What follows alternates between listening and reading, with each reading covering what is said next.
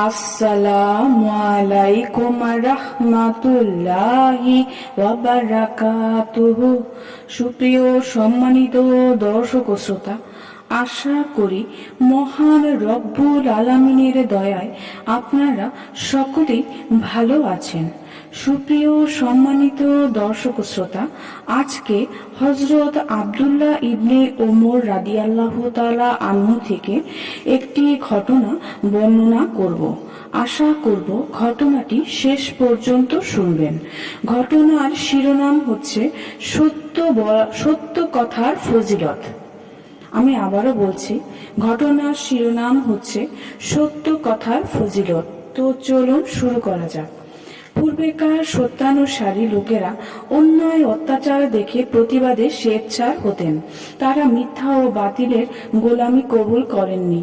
হযরত ইবনে ওমর রাদিয়াল্লাহু তাআলা আনহু ছিলেন সেই শ্রেণীর একজন মর্দে মুজাহিদ। বনি উমাইয়া শাসকদের অত্যাচার, নির্যাতন এবং নৃশংসতার তিনি কঠোর সমালোচনা করতেন। তার জীবন দশায় হাজ্জাজের অত্যাচারে মানুষ অতিষ্ঠ হয়ে পড়েছিল, কিন্তু কেউ প্রতিবাদ করার সাহস পেত না। কিন্তু হযরত ইবনে ওমর রাদিয়াল্লাহু তাআলা আনহু নির্ভয়ে হাজ্জাজের সামনে তার অন্যায়ের প্রতিবাদ করতেন। একদা ইবনে ওমর রাদিয়াল্লাহু তাআলা আনহু উপস্থিতিতে হাজ্জাজ খুতবা প্রদান করছিল। ইবনে ওমর রাদিয়াল্লাহু তাআলা আনহু লোকদের উদ্দেশ্যে বললেন, এই ব্যক্তি মহান আল্লাহর দুশমন। সে হেরেমে এলাহিকে অপমান করেছে, বাইতুল্লাহ ধ্বংস করেছে, ওলি আউলিয়াদের কতল করেছেন। একবার হাজ্জাজ এক খুতবায় বলছিল, ইবনে জুবাইর কালামুল্লাহ পরিবর্তন এবং বিকৃতি সাধন করেছে। হযরত ইবনে ওমর রাদিয়াল্লাহু তাআলা আনহু সঙ্গে সঙ্গে ক্রুদ্ধ কণ্ঠে বললেন, তুমি মিথ্যা বলছো। কোরআনের পরিবর্তন এবং বিকৃতির শক্তি ইবনে জুবাইরের নেই, তোমারও নেই। হযরত ইবনে ওমর রাদিয়াল্লাহু তাআলা আনহুর মৃত্যুর আগে হাজ্জাজ তাকে দেখাতে আসে। ভালো মানুষের মতো বলে, আপনাকে যে ব্যক্তি জখম করে, যদি তাকে আমি চিনতাম তাহলে অবশ্যই গ্রেফতার করতাম। হযরত ইবনে ওমর রাদিয়াল্লাহু তাআলা আনহু বললেন, তোমার বার্সার আঘাতে আমি জখম হয়েছি। হাজ্জাজ জিজ্ঞেস করলো, তার মানে?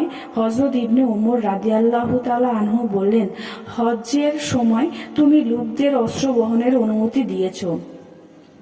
কাবা ঘরে যে কেউ অস্ত্রসহ প্রবেশ করতে পারে, তুমি এরকম আদেশ দিয়েছ। তারপরও জিজ্ঞেস করো, আমাকে কে জখম করেছে? একদা হাজ্জাজ বক্তৃতা দিতে দাঁড়ায়।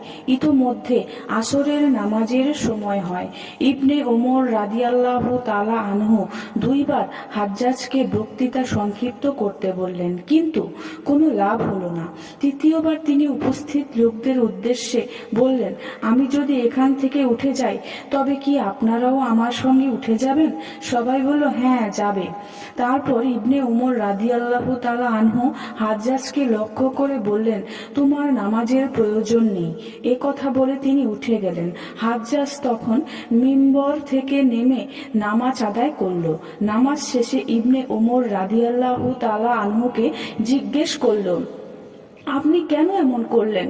ইবনে ওমর রাদিয়াল্লাহু তাআলা আনহু বললেন, আমরা নামাজ আদায়ের উদ্দেশ্যে মসজিদে আসি, কাজেই যখন নামাজের সময় হবে তখনই নামাজ আদায় করতে হবে। নামাজের পরে তোমার যত দীর্ঘ বক্তৃতা দেওয়ার ইচ্ছে হয় তুমি দিবে। সুপ্রিয় সম্মানিত দর্শক ও শ্রোতা, ঘটনাটি আজকে এই পর্যন্তই। ঘটনাটি যদি ভালো লেগে থাকে অবশ্যই চ্যানেলটি সাবস্ক্রাইব করবেন, লাইক করবেন, কমেন্ট করবেন এবং বেশি বেশি শেয়ার করে দিবেন। সবাই ভালো থাকবেন। আল্লাহ হাফেজ।